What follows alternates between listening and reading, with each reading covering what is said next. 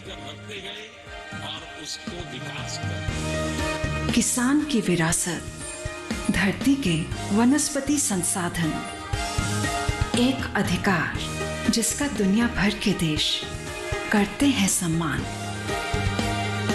आज भारत उन अधिकारों को दे रहा है नए मुकाम, ताकि और बढ़े किसानों की वंशागत किस्मों की पहचान का अभियान।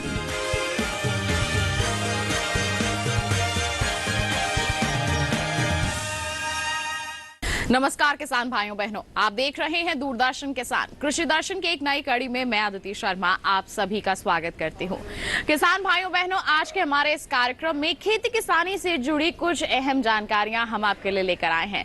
बता दें, सबसे पहले हम बात करेंगे हमारे देश की शान, हमारे देश के मसालों की खेती की। फिर आपकी मुलाकात करवाएंगे हमारे सफल किसान बलजिंदर सिंह से, और फिर बता दें आपको बात होगी सरकार द्वारा चलाई जा रही कुछ महत्वाकांक्षी योजनाओं की। तो फिर आइए आज के हमारे इस कार्यक्रम की शुरुआत करते हैं। नजर डालते हैं हमारे तीनों सेगमेंट्स विज्ञान और किसान, कृषि स्टार्टअप और फार्मिंग इंडिया पर। किसान भाइयों बहनों, आइए नजर डालते हैं हमारे पहले सेगमेंट विज्ञान और किसान पर।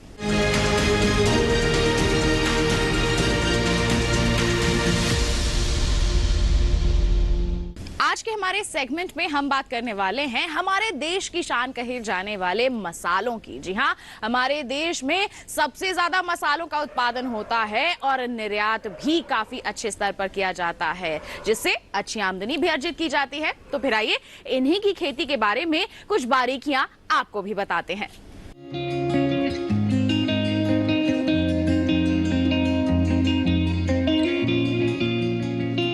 2014-15 में मसाला उत्पादन 67,64,000 टन था, जो 2020-21 में 107 लाख टन के आसपास हो गया है। इस दौरान मसाले का रकबा 32,24,000 हेक्टेयर से बढ़कर 45,28,000 हेक्टेयर हो गया।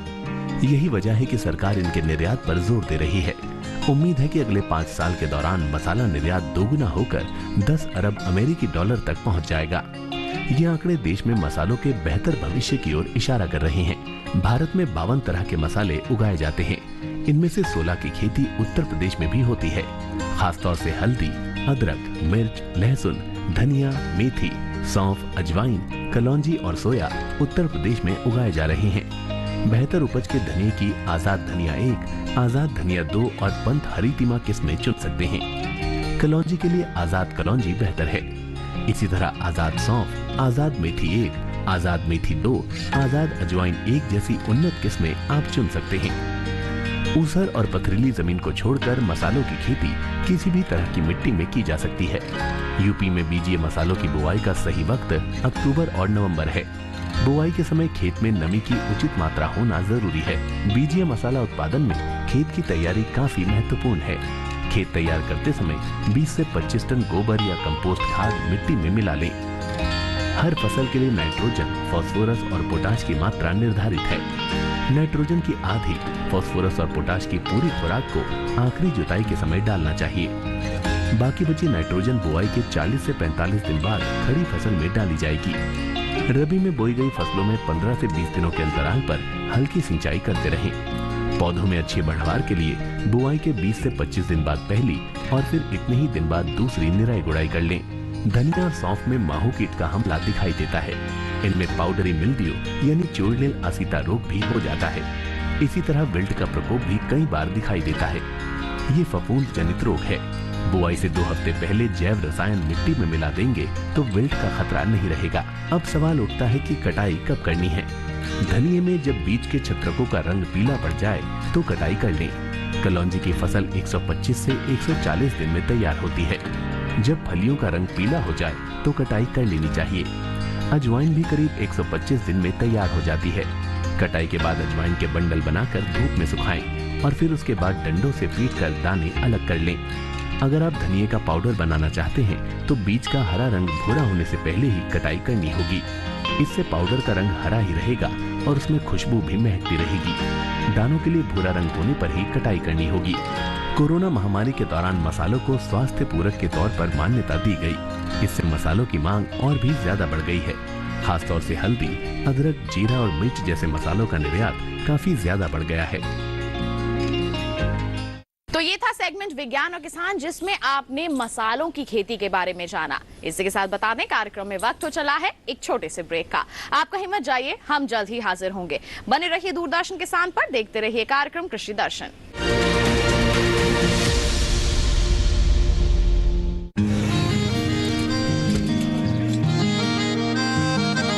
क्या बात है भाई, आजकल तो काफी खुश नजर आ रहे हो।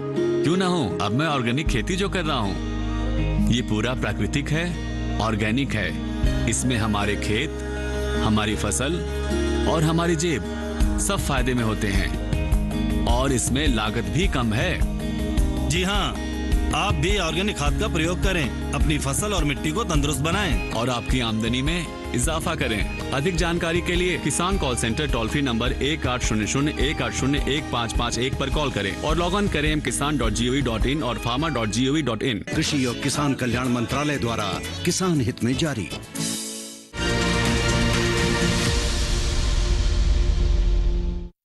ब्रेक के बाद दूरदर्शन किसान के कार्यक्रम कृषि दर्शन में आप सभी का फिर से स्वागत। अब कार्यक्रम में वक्त है कृषि स्टार्टअप सेगमेंट पर नजर डालने का।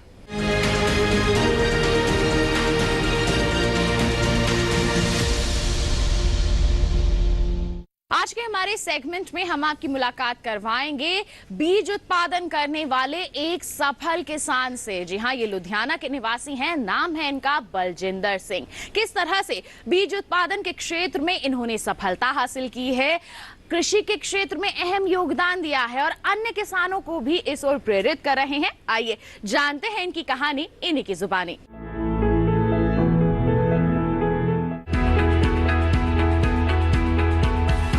हमारे देश के किसानों ने अपनी मेहनत और लगन से कामयाबी की नई मिसाल कायम की है और इन्हीं कामयाब किसानों की फहरिस्त में एक नाम उभर के सामने आता है, बलजिंदर सिंह का। लुधियाना के एक छोटे से गांव में बलजिंदर सिंह को खेती करते देखकर आपको थोड़ी हैरानी हो सकती है। इनका रहन सहन, पहनावा और काम करने का तरीका गैर परंपरागत है। खेती का सारा काम बलजिंदर सिंह खुद करते हैं। खेतों में जुताई, बिजाई, सिंचाई और कटाई, ये सभी काम उन्हीं के जिम्मे है। फिर भी उनका आत्मविश्वास बताता है कि वो परंपरागत किसान नहीं है। खेती उन्हें विरासत में नहीं मिली है, लेकिन उन्होंने अपने अनुभवों और समझ के दम पर खेती को नए आयाम दिए हैं। उन्होंने अपने साथी किसानों को भी तरक्की की राह दिखाई है, जिस पर चलकर ये जान रहे हैं कि खुशहाली किसे कहते हैं। बलजिंदर सिंह ने अपनी कामयाबी का सफर उत्तर प्रदेश के एक छोटे से गांव से शुरू किया था। जब उनका परिवार लुधियाना आया, तब उनके पिता ने यहाँ जमीन खरीदी और वो खेती करने लगे। बलजिंदर सिंह अपने पिता को खेतों में काम करते हुए देखते थे। वो खेतों पर अपने पिता और स्थानीय किसानों को कड़ी मेहनत करते देखते, जिससे उनका घर चल रहा था। बलजिंदर सिंह का रुझान खेती की तरफ होता गया। उन्होंने निश्चय कर लिया था कि वो बड़े होकर किसान ही बनेंगे। शुरुआती दिनों में बलजिंदर सिंह ने अपने पिता के साथ गेहूं, धान और सब्जियों की खेती की, लेकिन उन्होंने अपने दायरे को बढ़ाने के लिए और अपने उत्पादों के सही तंत्र को समझने के लिए मंडी जाना शुरू कर दिया। यहाँ उन्होंने जाना कि क्यों किसान हर समय नुकसान में रहता है। उपज का अच्छा दाम नहीं मिल पाने और उपज के सही समय पर नहीं बिकने के कारण बलजिंदर सिंह बेहद परेशान रहते थे।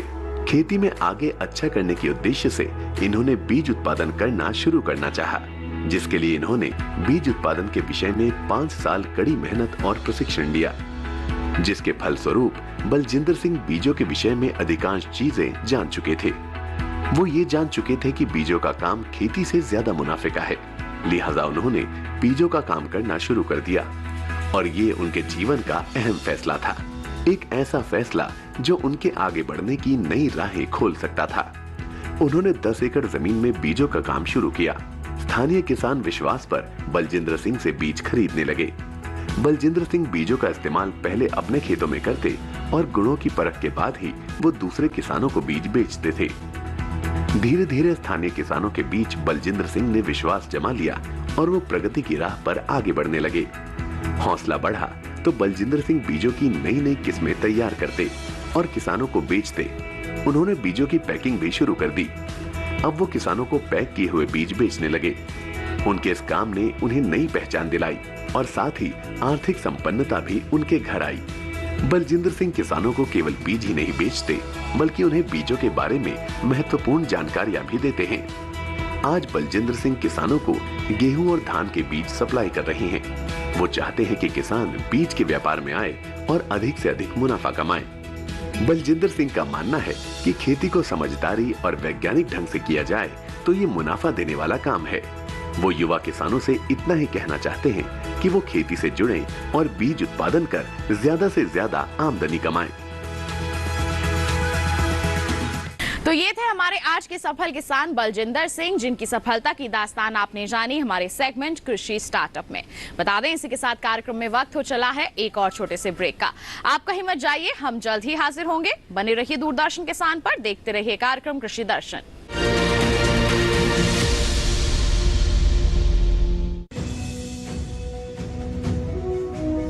भारत सरकार का हर प्रयास किसानों को दे रहा है एक नई आस। देश के किसानों की खुशहाली और उन्हें आत्मनिर्भर बनाने के लिए भारत सरकार समर्पित है। प्रधानमंत्री श्री नरेंद्र मोदी जी के नेतृत्व में कृषि क्षेत्र में किए गए निरंतर प्रयासों के फलस्वरूप देश खाद्यान्न व बागवानी के क्षेत्र में आत्मनिर्भर हो चुका है और देश में दलहन का उत्पादन भी बढ़ा है। इसी तरह भारत सरकार ने खाद्य तेलों के उत्पादन को बढ़ाने के भी अनेक प्रयास किए हैं।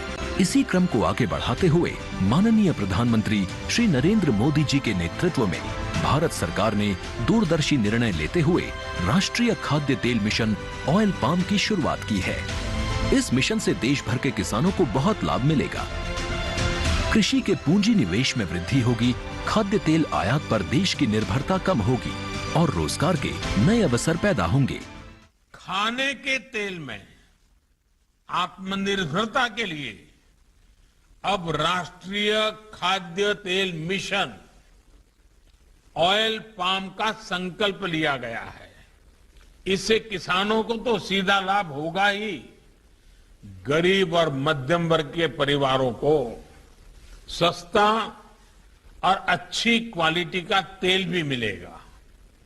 यही नहीं, ये मिशन बड़े स्तर पर रोजगार का निर्माण करेगा।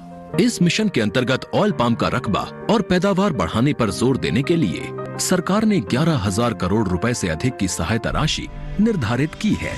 मिशन के तहत सरकार ने ऑयल पाम की खेती के लिए रोपण आदि की सहायता में बढ़ोतरी करते हुए पहले मिलने वाले 12,000 रुपए प्रति हेक्टेयर को बढ़ाकर 29,000 रुपए प्रति हेक्टेयर तक कर दिया है। ऑयल पाम के पुराने बागों के पुनरुद्धार के लिए 250 रुपए प्रति पौधा के हिसाब से विशेष सहायता दी जा रही है। पौधारोपण सामग्री की कमी दूर करने और बीजों की पैदावार करने वाले बागों को भी सहायता दी जाएगी।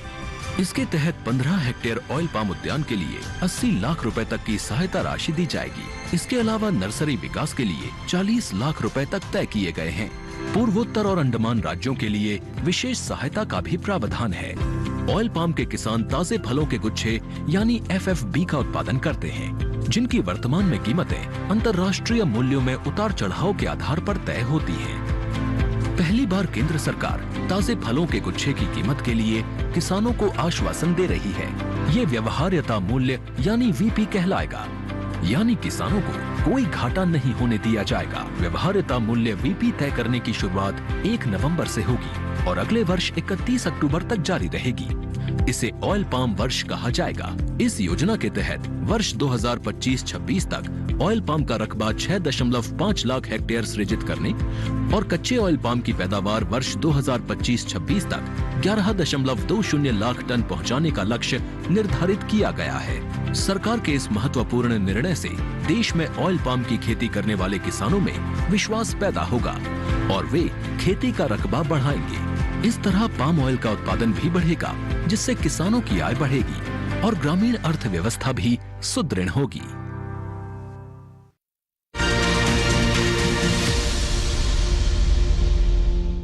ब्रेक के बाद दूरदर्शन किसान के कार्यक्रम कृषि दर्शन में आप सभी का फिर से स्वागत। अब कार्यक्रम में वक्त है फार्मिंग इंडिया सेगमेंट पर नजर डालने का।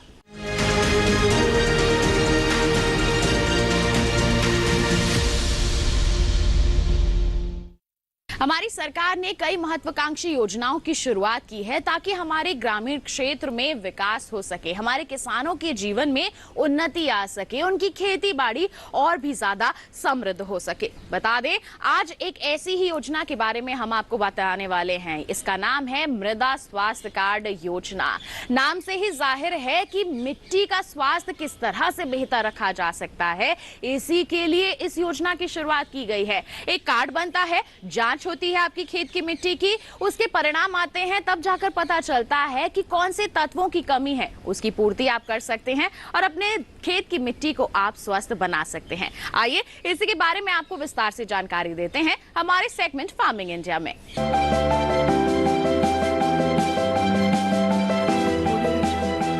मिट्टी की कमजोर सेहत का असर फसलों की पैदावार और गुणवत्ता दोनों पर पड़ रहा है। साथ ही फसल लागत भी बढ़ती जा रही है। इसी समस्या के समाधान के लिए केंद्र सरकार ने 2015 में सॉइल हेल्थ कार्ड यानी मृदा स्वास्थ्य कार्ड योजना शुरू की थी। ये वही साल था जिसे अंतर्राष्ट्रीय मृदा वर्ष के रूप में मनाया गया। एक ऐसी योजना जो खेत की मिट्टी में कमजोरियों का भी पता लगाती है और बताती है कि मिट्टी में कौन से पोषक तत्व की कमी हो रही है। ज्यादा फसलें, उर्वरकों और कीटनाशकों का अंधाधुंध और असंतुलित इस्तेमाल मिट्टी की उपजाऊ शक्ति को लगातार कमजोर कर रहा है। जानकारी की कमी से किसान खेतों में रासायनिक उर्वरकों का इस्तेमाल कर रहे हैं, भले ही उस उर्वरक की जरूरत हो या न हो। किस खेत की मिट्टी को कौन सा तत्व चाहिए और कौन सा नहीं, ये सब जानने के लिए उसकी जांच जरूरी है। मृदा स्वास्थ्य कार्ड यही काम करता है। ये योजना पूरे देश में लागू है और मिट्टी की जांच के लिए देश भर में ही मिट्टी जांच की प्रयोगशालाएं स्थापित की गई हैं। जांच के बाद मिट्टी के गुण दोष की सूची तैयार होती है और फिर किसान को ये बताया जाता है कि उन्हें खेत में कौन सा पोषक तत्व कितनी मात्रा में डालना चाहिए। परीक्षण से ये भी पता चल जाता है कि किसान को कौन सी फसल बोनी चाहिए। अगर किसान कोई और फसल बोना चाहे तो अधिकारी फिर उस फसल के हिसाब से पोषण का सुझाव देंगे। ये योजना सभी 14 करोड़ किसानों के लिए बिल्कुल मुफ्त है। फरवरी तक के आंकड़े से पता चलता है कि 2019-20 के दौरान मध्य प्रदेश, छत्तीसगढ़, गुजरात, महाराष्ट्र, पंजाब, राजस्थान, हिमाचल प्रदेश और झारखंड के अलावा कई और राज्यों में 100 के 100% किसानों को ये योजना के तहत कवर कर लिया गया है। केरल में 90 से 95%, जबकि उत्तर प्रदेश और हरियाणा में 85 से 90% किसान इस योजना का हिस्सा हैं। अध्ययनों से पता चला है कि इस कार्ड की सलाह पर की गई खेत से लागत में 8 से 10% की बचत हुई है। इस कार्ड का एक पोर्टल बना हुआ है, किसान वहां से भी अपना कार्ड प्रिंट करवा सकते हैं। इस पोर्टल पर 21 भाषाओं में खेती के बारे में बहुत सी जानकारियां उपलब्ध हैं। किसानों के लाभ के लिए प्रशिक्षण, प्रदर्शनी और किसान मेलों का भी आयोजन किया जाता है। 2019-20 के दौरान आदर्श ग्राम विकास के नाम से एक परियोजना शुरू की गई है, जिसके तहत खेतों से मिट्टी के नमूने उठाए गए। परियोजना के तहत हर ब्लॉक से एक गांव लिया जाता है और वहां मिट्टी के नमूने जमा करके उनकी जांच होती है। इस तरह हर गांव में 1 हेक्टेयर रकबे की जमीन से नमूने लिए जाते हैं। कार्यक्रम के इस भाग में हम आपको बताएंगे हमारी सरकार की एक अहम योजना के बारे में, जिसका नाम है प्रधानमंत्री कृषि सिंचाई योजना। जी हाँ, इस योजना के अंतर्गत सिंचाई की जितनी भी आधुनिक पद्धतियां हैं उन्हें किसानों तक पहुंचाया जाता है, उन्हें अनुदान राशि भी दी जाती है। जल का संरक्षण आप किस तरह से कर सकते हैं, इसके बारे में भी जागरूक किया जाता है। कई अहम कदम उठाए जाते हैं। आइए इन्हीं के बारे में आपको जानकारी देते हैं हमारे सेगमेंट में।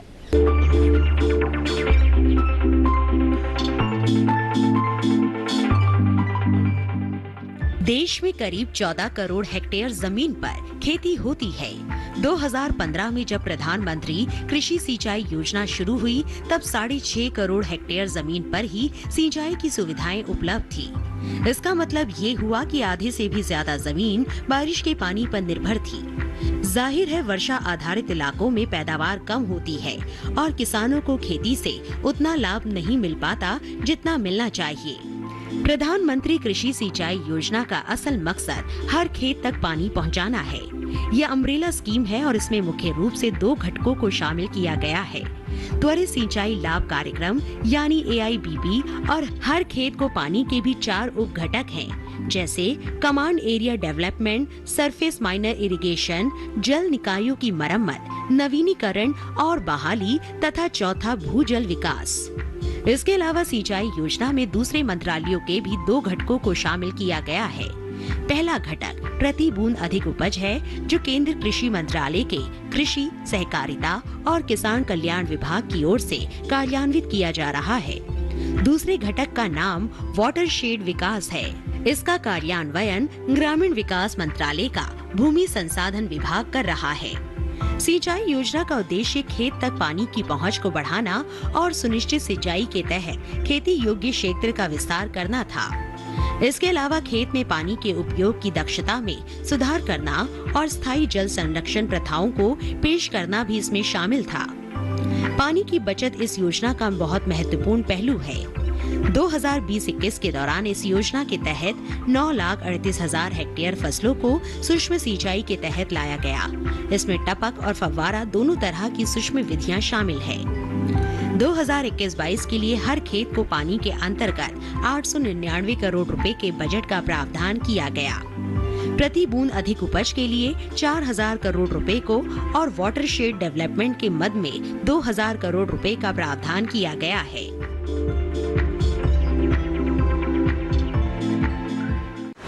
अनंत असीम प्रकृति और उसमें निहित जीवन के रहस्यों के गूढ़ स्रोत, प्लांट जेनेटिक रिसोर्स।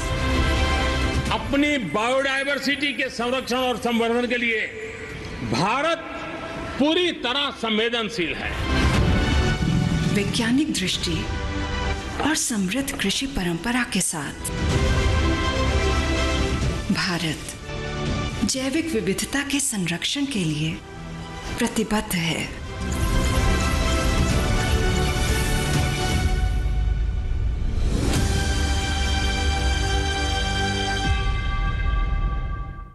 तो ये था हमारा सेगमेंट फार्मिंग इंडिया, और इसी के साथ बता दें आज के अंक में बस इतना ही। उम्मीद करते हैं आज के कार्यक्रम में दी गई जानकारियां आपके लिए जरूर लाभकारी साबित हुई होंगी। चलते चलते बता दें आपको, हमारा ये कार्यक्रम आप दोबारा देख सकते हैं। टीवी स्क्रीन पर दिखाए जा रहे QR कोड को आप स्कैन कर लीजिए, सीधा पहुंच जाएंगे हमारे YouTube चैनल पर। दोबारा हमारा ये कार्यक्रम आप देख सकते हैं।